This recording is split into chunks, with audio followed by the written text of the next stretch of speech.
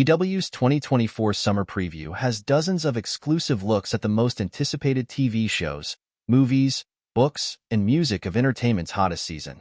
Continue to visit EW.com through May for more previews of what you'll be watching, reading, and listening to in the months to come. To unlock the puzzle of Lorelei and the Laser Eyes, you must first understand that virtually every aspect of the video game, big or small, is a puzzle in itself, starting with the title. Who is Lorelei and what are Laser Eyes? The only thing the developers from Swedish indie gaming studio Simogo had initially was that name, and they had to figure out the rest from there, according to Simon Flesser, a co-founder with Magnus Gordon Gardback. During the making of their previous title, 2019 Sayonara Wild Hearts, they had the idea to release that game's soundtrack as an album from a fake band. We had a page of those fake band suggestions which composer Daniel Olson and I created, Flesser tells Entertainment Weekly. Lorelei and the Laser Humans was one of the band names. We were just like, that's a nice cling. It evolved into this more rhyme-wise alliteration. Simogo then spun out a complex, black and white, non-linear puzzle box of a game in the style of Myst from the 1990s or classic survival horrors. I replayed the early Resident Evil games and the early Silent Hill games.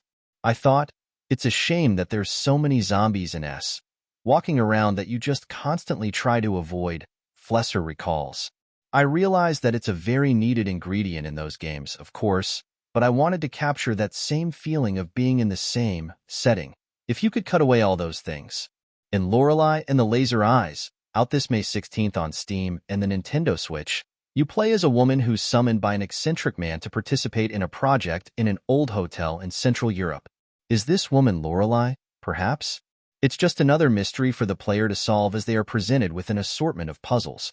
When you have a game focused solely on puzzles, Flesser acknowledges, the challenge becomes that it's boring. You need to have a compelling story for sure, and you need to have some sort of excitement. The creepy setting and eerie music creates a constant sense that something could pop out of any corner, which the game maker calls crucial, but he emphasizes there's more to the tone than any overt horror element. It's more this feeling of uncertainty, which I guess is dread in itself of not being in control of the situation, he says. At the same time, it's not necessarily trying to only be dreadful. It's that constant balancing act. Sometimes it does very low-key comedy, as well. Flesser hopes gamers can jump into Lorelei and the Laser Eyes and discover its secrets for themselves, as opposed to him laying out precisely what this game is, something he feels is done too much with game marketing these days. That's why the trailers themselves have been so cryptic. I've maybe shifted my thinking a little now, realizing ourselves that maybe we have to explain a little more of what this game is with newer trailers to sell the idea of it better, he says. At the very least, he can say it's a game about shifting perspectives, both literally and figuratively. That would be camera perspective, character perspective, idea perspective, he notes while thinking back to how he cracked the puzzle of the game for himself. Sometimes projects want to be other things than you think you want them to be at the start, but I would say it's still about that to some extent.